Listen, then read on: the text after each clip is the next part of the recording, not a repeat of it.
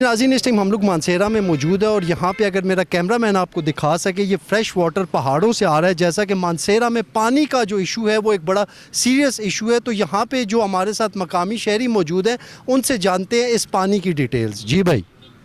जी, ये ऊपर पहाड़ से आ रहे हैं और इधर सर जो सब शहर वाले हैं ना, ये लेके जाता है।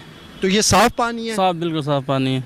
तो आपको घरों में पीने का साफ़ पानी यहाँ पे मुहैया नहीं किया जाता? नहीं, उधर वो बोरिंग वाला पानी है ना, वो सही नहीं है। वो सही नहीं है और ये पानी सही है? ठीक है, लेके जाते हैं। ठीक है, थैंक यू। बचे तो उसको पाकिस्तान में सब तो चंगा लीडर केड़ा लगता है?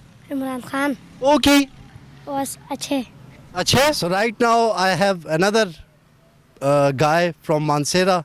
I will ask a question from this guy. Who is your favorite leader in Pakistan? Shahbaz Sharif. Why?